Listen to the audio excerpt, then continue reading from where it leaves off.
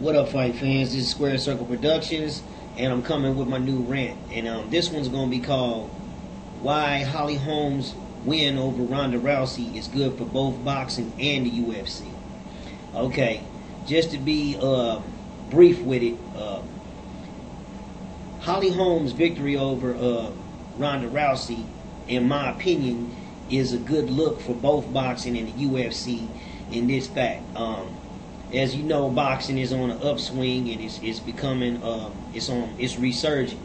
Okay, and there's a lot of interest and people are starting to come back, and you know the fights are starting to be more interesting. It's a big time right now. Okay, and with this big fight with Ronda Rousey, you know, finally getting defeated and being defeated by someone with a huge boxing background, you know what I'm saying? It's actually good. It's good in the sense of, if you go back to my old video that I made called UFC MMA done messed up the game. I was talking about how soon as the UFC started becoming kind of like the new kid on the block and started getting a little buzz and people started really taking it seriously and it started gaining in popularity, you know, then a lot of the practitioners and the people that follow the sport started having this superiority complex, acting like, you know, boxing and traditional martial arts are just useless and that this is just so superior. Okay, and we all know that's false, you know what I'm saying? Yeah, the Rousey's proved that you do need to have ground game, you need to have the grappling skills and things like that to be a well-rounded, complete fighter. But at the end of the day, you know what I'm saying, as far as self-defense, you know, it's not really that great. You know, I'm not trying to, against multiple attackers, I'm not trying to go to the ground. You understand what I'm trying to say? So, you know, it has its place. But, you know, again, you know, people tend to, you know, buy into hype jobs and stuff.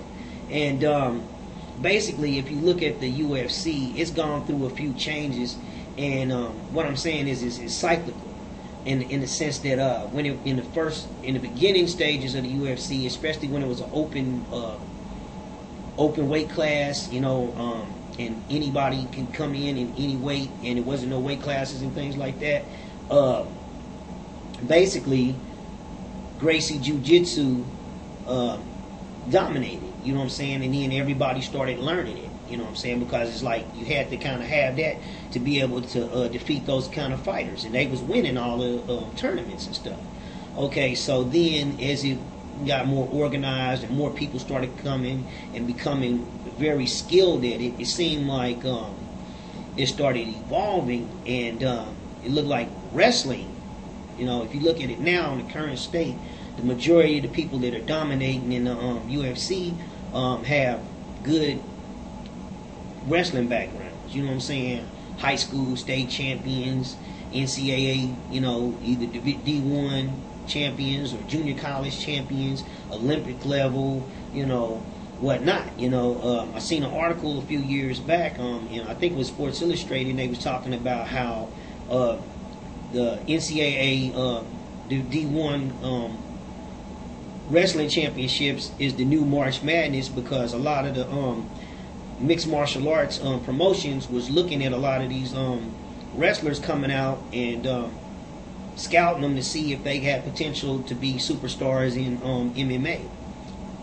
Okay, and so basically with Holly Holm doing what she did, you know, against Ronda Rousey, it's going to give fighters an opportunity to look at boxing and say, well, maybe there's some more things we can pick up as far as boxing, you know, and that maybe these young kids coming into the game may actually want to dedicate, man, a couple more years just to boxing to get those skills right, so that they can add to their arsenal once they go into mixed martial arts. You know, to be honest with you, it'd be a good thing. I think it'd be a good look for boxing. It'll also be a good look for MMA, because at the end of the day, we're constantly exploring new ways of new fighting methods and new techniques. And some things that we probably said, hey, this is useless, blah, blah, blah, you know, well, somebody comes along and is successful with it, and then we have to go back and look at that. You know, now I've heard it said that, well, the footwork, doesn't work that well. Like a traditional boxing stance don't work well in a MMA fight, because you gotta try to defend against single leg takedowns and kicks. But maybe you could tweak a few things. I mean, Holm figured out a way to tap Ronda Rousey's ass. So it's not totally dead.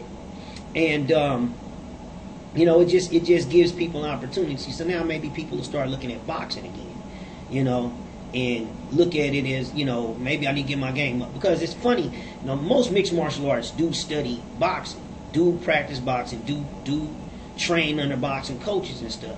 But man, it's like they just don't have heads.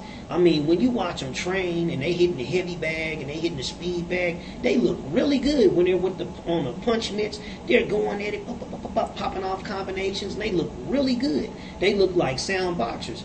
But when they get in their fights and that bell rings, man, they just start throwing these wild punches, man. It's like all of that training just goes out the window, and they just throw all these undisciplined wild punches. So maybe if they learn how to set back a little bit on their punches, the technique be a little bit better, maybe a lot of them fights will be over before they even go to the ground. So, like I said, it'll be good to see what happens in the months to come with this. But once again, these are my opinions and my thoughts. Let's see how it turns out. Peace out. One love.